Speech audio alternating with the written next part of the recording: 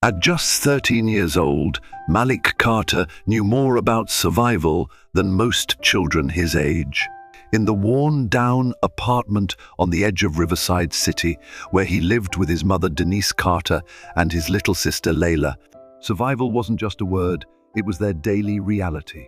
The peeling paint on the walls, the flickering kitchen light, and the second-hand furniture told the story of a family that had learned to stretch every dollar, every meal, and every moment of rest. Malik didn't just understand responsibility, it was woven into his everyday life. Every morning, before the streets fully woke up, Malik would quietly slip out of their small apartment with a plastic bag slung over his shoulder.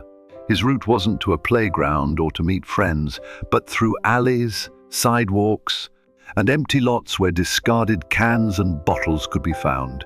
Each aluminum can was a few more cents toward the rent, the groceries, or his sister's school supplies. Every clink of a bottle hitting the bottom of his bag was a small victory, a sign that he had earned one more piece of their fragile survival. Denise Carter, his mother, was a force of nature, balancing multiple cleaning jobs and evening shifts, all to make sure her children had food to eat and a roof over their heads.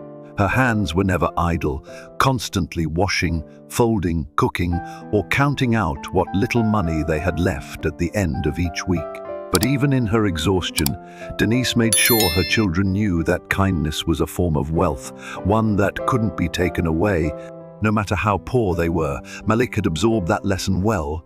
Even when the world outside was cruel, he held on to kindness like a lifeline.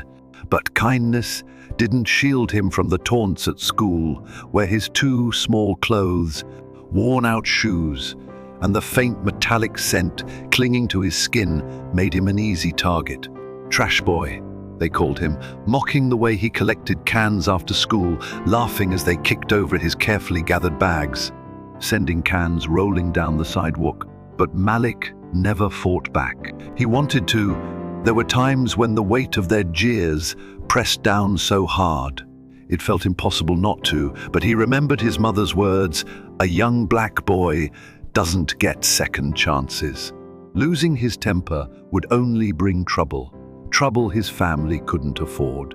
So he walked away, swallowing the hurt and replacing it with quiet determination. At home, there was no cruelty, only warmth, even in the small space they shared. Layla's giggles filled their evenings, her curiosity about the world shining brighter than the dim lamp beside her bed. Malik made sure she had the bigger portion at dinner and carried her on his back when her legs got tired. Being her protector felt like the most important job he had.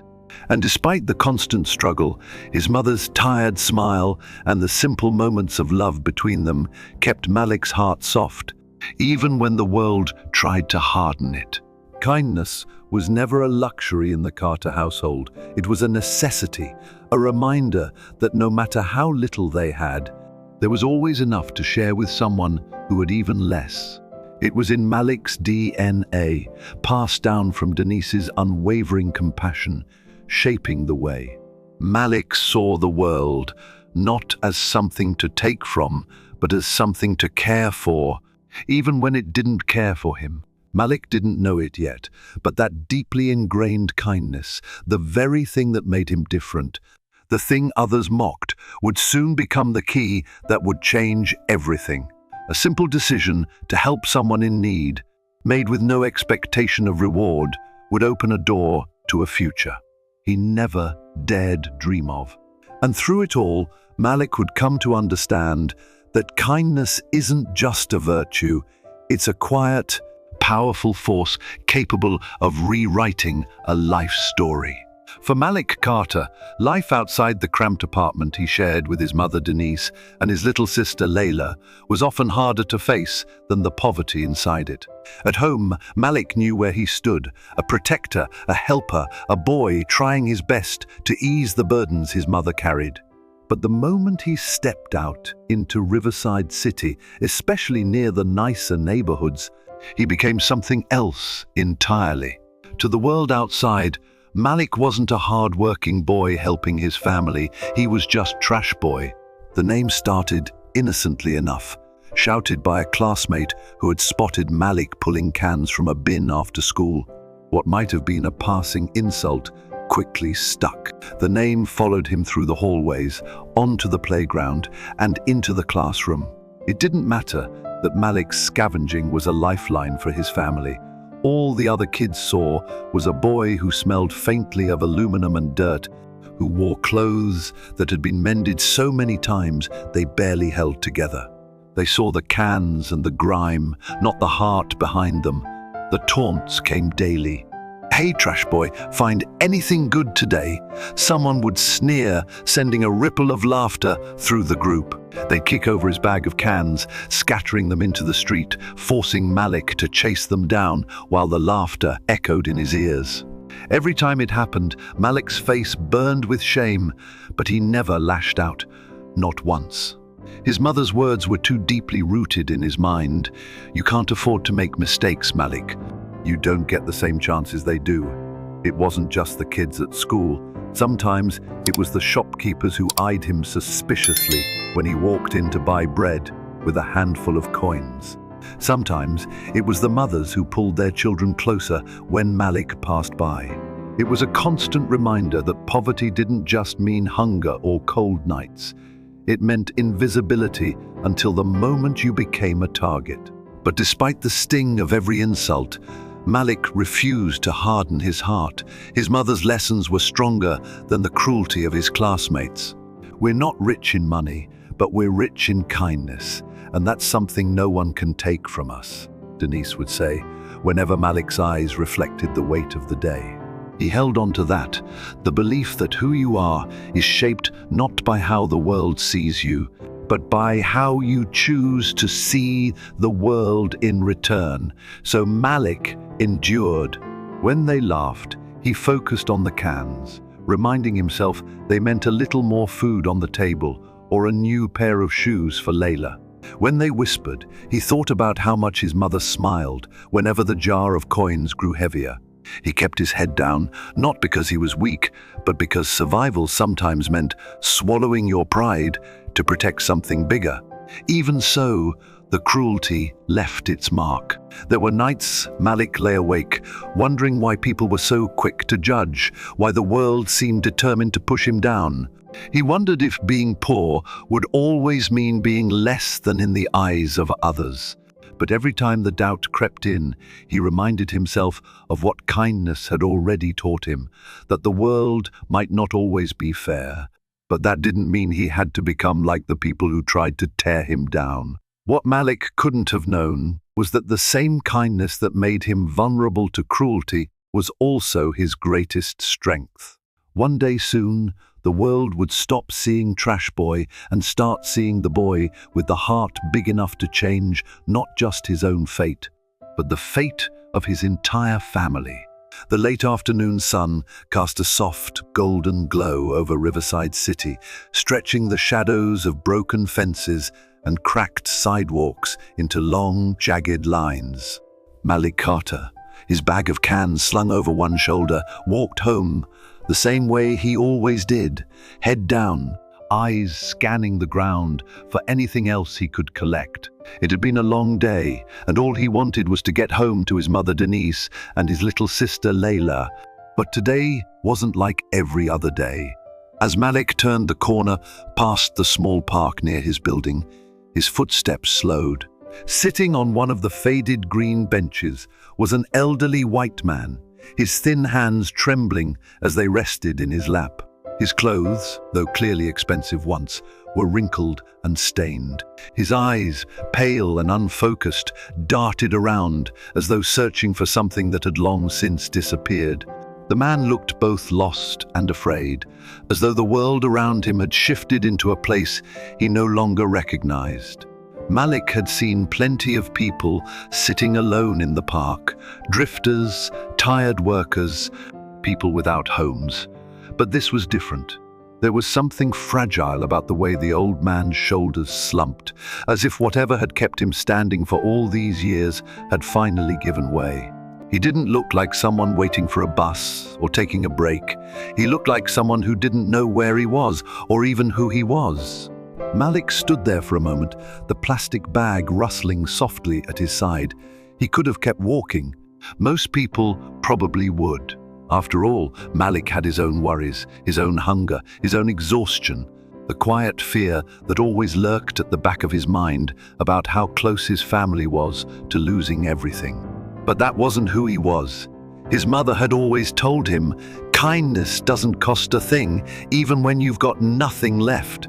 Stepping forward, Malik approached the man cautiously, not wanting to startle him. "Sir, are you okay?" he asked softly. The man looked up, his gaze unfocused at first, then slowly settling on Malik. I don't know where I am," the man murmured, his voice thin and unsure. I was going somewhere, but I can't remember where." Malik's heart squeezed in his chest. There was something deeply familiar in that lostness, the same helplessness he sometimes saw in his mother's eyes when bills piled too high or when the future seemed impossible to face. It was a kind of vulnerability Malik knew all too well, and he couldn't turn away from it. "It's okay. You can come with me," Malik said, offering his hand.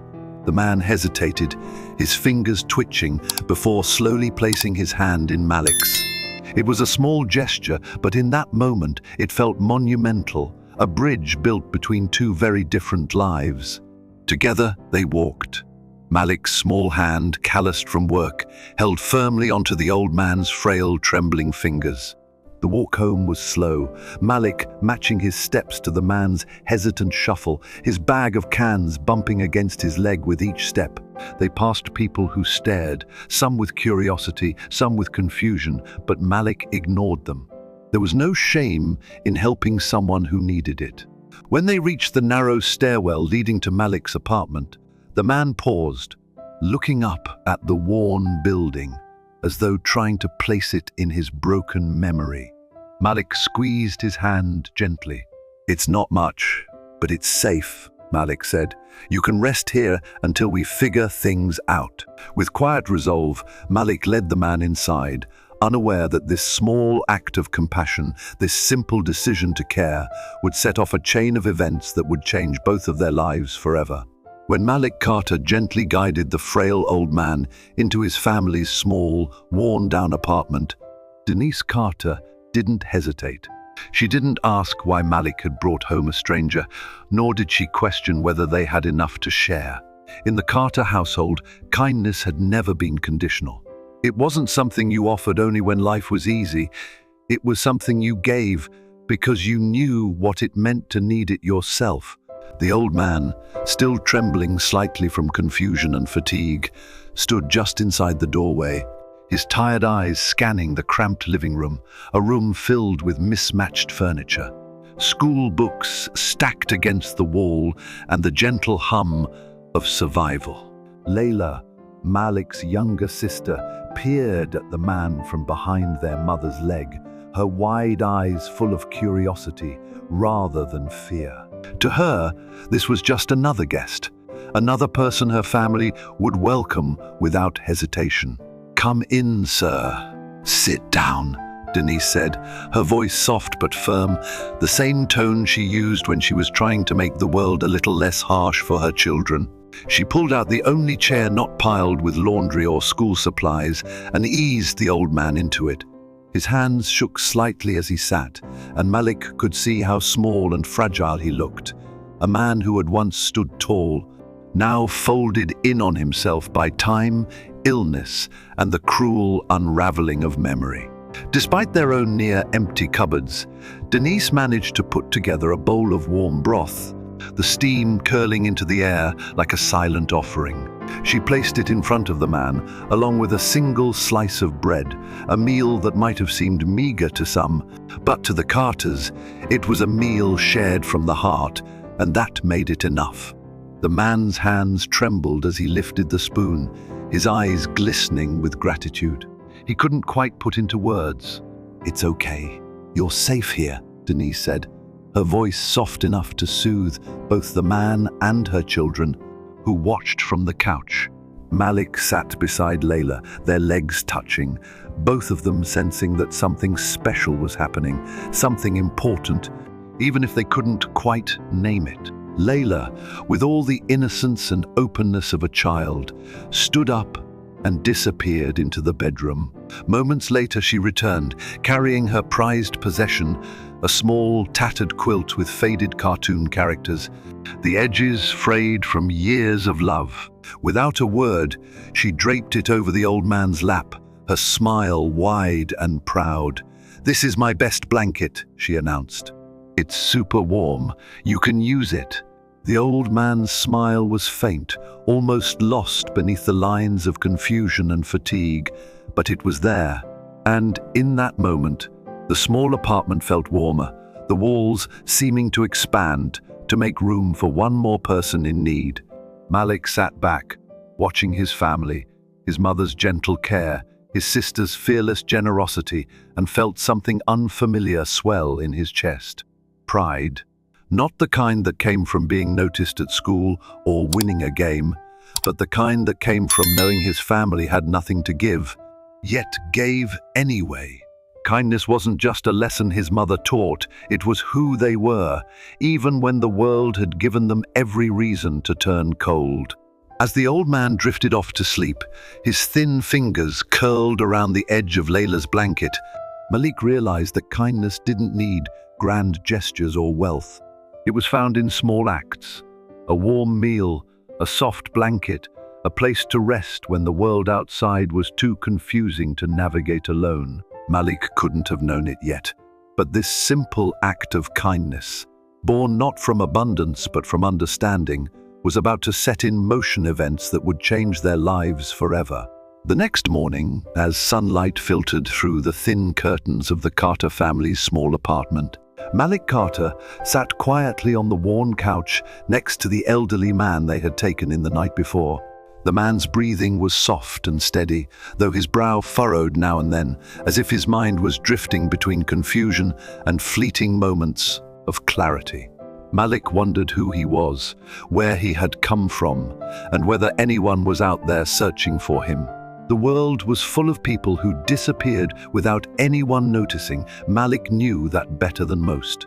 As Layla played quietly on the floor with her well-loved dolls, Malik's eyes were drawn to the man's wrist, where a thin silver bracelet peeked out from under his rumpled sleeve. It was scratched and worn, but it stood out, not just because it looked out of place on a man who seemed to have wandered for days, but because there was something engraved on the inside. Malik leaned closer, gently shifting the man's sleeve up to get a better look. There, etched into the metal, was a phone number, the digits slightly faded but still readable. Malik's heart quickened. This was a clue, a connection to whoever this man was before he found himself alone on a park bench. Malik glanced toward his mother, Denise, who was folding clothes at the small kitchen table, her brow creased with the quiet worries of bills and rent. When Malik showed her the bracelet, she didn't hesitate. "Let's call, baby. Maybe someone's been looking for him." Malik dialed the number with careful fingers, the phone's ringing echoing in the small living room. After a few rings, a voice answered, tired, hesitant, but hopeful. "Hello?" The voice belonged to a man, and when Malik explained who he was and why he was calling, there was silence on the other end, followed by a breathless mixture of relief and disbelief. "That's my father. His name is Walter Beckett," the voice said, cracking with emotion. "He's been missing for 2 days. We've been searching everywhere. Please, is he okay?" Malik glanced over at Walter, who still slept soundly beneath Layla's favorite blanket, his face peaceful for the first time since Malik had found him. The voice on the phone belonged to Daniel Beckett, Walter's son, a man whose name carried weight in Riverside City. The Beckett family was wealthy, well known for their successful businesses and charitable foundations. And yet, despite all their resources, they hadn't been able to find Walter, until Malik had chosen kindness over convenience. Malik could hear the relief, the guilt, and the overwhelming gratitude in Daniel's voice. It made Malik's stomach flutter with both pride and uncertainty. He had only done what felt right, what his mother had always taught him, but now his simple act of kindness had connected him to a world so far removed from his own that it almost felt unreal. "We'll be there as soon as we can," Daniel said, his voice thick with emotion. Thank you for not turning him away." As Malik hung up the phone, Denise rested a hand on his shoulder, her eyes filled with pride. "See, baby, kindness always finds its way back." Malik wasn't sure what would happen next, but for the first time in a long while, he felt like his small corner of the world was about to change, all because he had chosen to care when no one else had. What Malik didn't know was that this phone call would be the first step toward a future he never could have imagined, one where his kindness would not only bring a family back together, but also open doors he never knew existed. Later that day, the sound of firm but hurried footsteps echoed through the worn hallways of the Carter family's apartment building. Malik Carter stood near the door, his stomach twisting with a mix of excitement and uncertainty. It wasn't every day that someone like Daniel Beckett, a man whose name was spoken with admiration across Riverside City, came to this side of town. But this wasn't about business or charity. This was about something far more personal, family. When Malik opened the door, Daniel Beckett stood there, slightly out of breath, his polished shoes looking out of place against the cracked linoleum floor. For a moment, Daniel said nothing. His eyes immediately swept past Malik into the apartment, landing on the frail figure of Walter Beckett, curled up on the worn couch, Layla's favorite blanket tucked around him. "Dad." Daniel's voice caught in his throat. It was a single word, soft, almost fragile, but it carried years of love, fear, and relief. He stepped inside, his expensive coat brushing against the narrow walls as he knelt beside his father. Walter stirred at the familiar voice, his eyes fluttering open. There was confusion, as always, but then, for just a moment, recognition broke through the fog of Alzheimer's. "Daniel?" Walter's voice was hoarse, uncertain, but there was warmth in it, the warmth of a father seeing his son after far too long. Malik stood back, giving them space, but Denise Carter stepped forward, her presence gentle and steady. "He's been safe with us," she said quietly. "We didn't know who he was at first, but we knew he needed someone." Daniel stood, his hand still resting lightly on his father's shoulder. He turned to Malik, his expression a mixture of gratitude and something else, humility. "You found him. You didn't have to, but you did. You brought him in, gave him food, and made him feel safe. That's something I can never thank you enough for." Malik shifted awkwardly, unused to praise. "It's just what we do," he said with a shrug, the way his mother always explained their quiet acts of kindness. "When someone needs help, you help, that's all." But Daniel knew better. In his world, a world of boardrooms, investments, and polite society functions, kindness was often a calculated exchange, given with expectations attached. What Malik and his family had done was something pure, an act of compassion offered without any desire for reward, even when they themselves had so little to give. Layla, peeking out from behind Denise, waved at Daniel shyly. "I gave him my best blanket," she announced proudly, her small voice filling the room. Daniel smiled, touched by the simple sweetness of her gesture. "That's a very special gift," he said. "Thank you for sharing it." As Daniel sat with his father, gently reassuring him that he was safe and that everything would be okay, Malik couldn't help but feel a quiet sense of pride, not because of who Daniel was, but because of who his family was.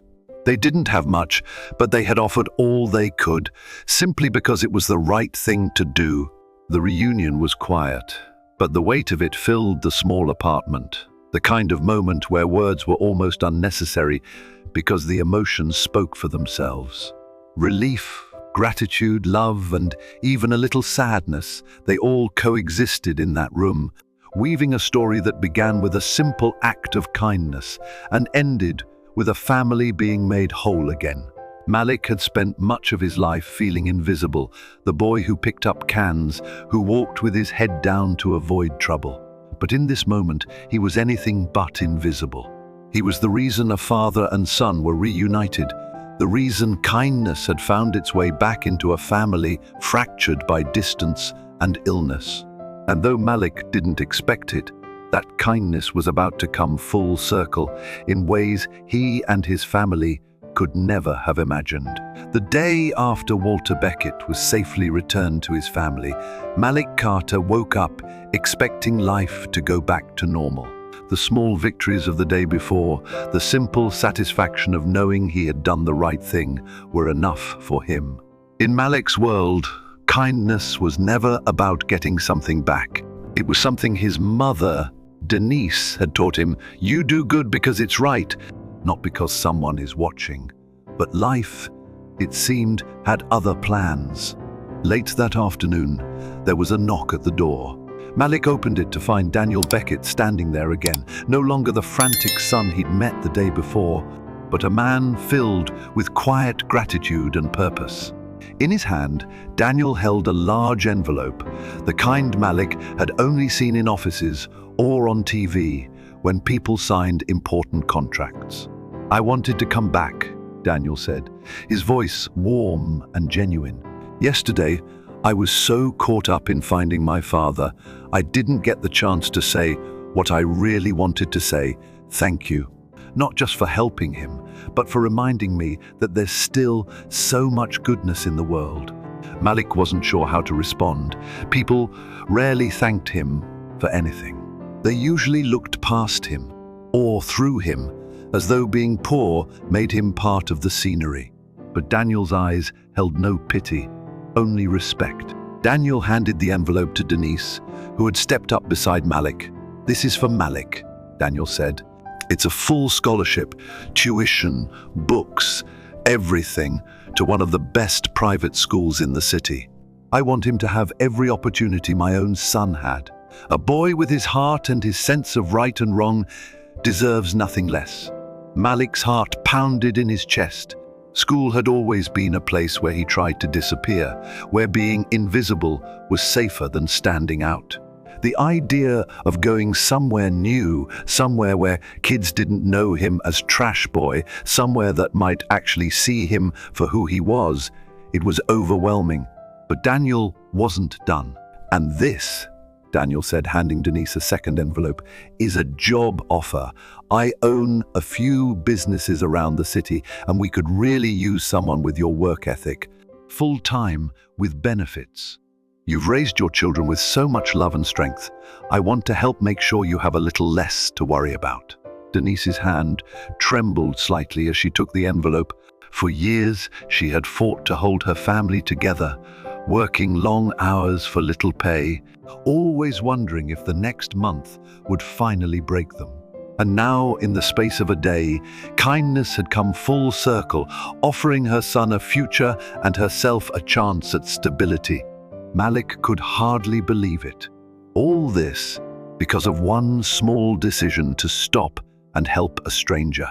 That simple act, not born from strategy or ambition, but from compassion, had opened a door to a world Malik never knew was even possible for kids like him. The gratitude in Daniel's eyes wasn't just for finding his father, it was for reminding him of the power of human kindness, the kind of goodness that can't be bought or staged, the kind of goodness that comes from the heart of a boy who knew what it meant to need help and who chose to offer it instead. As the door closed behind Daniel, Malik stood quietly, trying to make sense of it all. The cans he had collected, the taunts he had endured, the kindness he had shown, they had all led to this moment. Life hadn't given him much, but what he did, with what little he had changed everything. And though Malik couldn't yet picture what lay ahead, he knew one thing for certain: his mother's lesson was true. Kindness always finds a way back. As we reach the later chapters of our lives, we often find ourselves reflecting, not just on the milestones or the big events, but on the smaller moments that shaped who we are. Some of those moments might seem ordinary at the time, yet they leave behind lessons that guide us even decades later. One of the most powerful truths we come to understand is this: kindness, no matter how small, is never wasted. The story of Malik Carter and his family reminds us of this lesson in a profound way. Malik was only 13, a child growing up in hardship, knowing the weight of survival far too early. His mother, Denise, worked multiple jobs just to keep food on the table and the rent paid, and yet she never allowed poverty to steal their humanity. Despite how little they had, there was one thing they never ran out of: kindness. That's a lesson many of us learned in our own lives. Kindness isn't something you give only when it's convenient or easy. It's something you offer even when times are hard, because you know what it feels like to need it yourself. Those of us who lived through difficult times, wars, economic struggles, personal losses, understand this deeply. We know that even a loaf of bread shared between neighbors or a comforting word offered at the right moment can mean more than riches ever could. Malik understood this because his mother had lived it, and so when he found Walter Beckett, a frail, confused elderly man sitting alone on a park bench, Malik didn't think twice. He didn't walk past. He didn't assume someone else would help. He stopped. That decision, born not of obligation, but of instinctive compassion, set off a chain of events that would change the lives of both families forever. There's an important message here, especially for those of us who have spent a lifetime watching the world change. Too often, modern life moves so fast that people forget the power of simply seeing each other, of recognizing another person's pain, confusion, or loneliness, and choosing to help. We've all had moments where a stranger's kindness made all the difference, whether it was a hand on the shoulder at just the right time, a meal delivered when we were too sick to cook, or a neighbor's visit when the house felt too quiet. Malik didn't offer help because he expected something in return. He wasn't hoping for a reward or recognition. He simply saw someone who needed kindness and offered what little he had: a warm meal, a safe place to rest, and the gentle reassurance that he wasn't alone. That's something all of us understand, especially as we age. There's no greater gift than knowing you're not alone. But the story doesn't end there. Because Malik chose kindness, kindness found its way back to him. When Walter's son, Daniel Beckett, discovered what Malik and his family had done, he wasn't just grateful, he was profoundly moved. In a world where wealth often separates people, Daniel saw the richness of spirit in the Carter family. A richness not measured in money, but in compassion. What followed was something Malik could never have imagined. Daniel didn't just thank them. He gave Malik the gift of education, a full scholarship to a prestigious school, opening doors that had always seemed locked to a boy from his neighborhood. He offered Denise a stable job, something she had dreamed of but never believed possible. With one act of kindness, a lifetime of struggle began to ease, not because the Carters had asked for help, but because they had offered it first. For those of us in our golden years, this story holds a mirror up to our own lives. We remember the times we gave, not because we had extra, but because someone needed it more than we did. We remember the faces of people who helped us when we were young parents, struggling workers, or grieving spouses.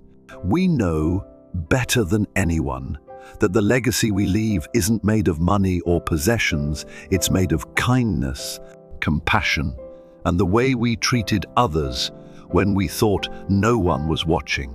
This story reminds us too that kindness doesn't just impact the person receiving it. It shapes the next generation. Malik's younger sister, Layla, watched her brother and mother show kindness without hesitation. That's how kindness is passed down, not in lectures, but in actions.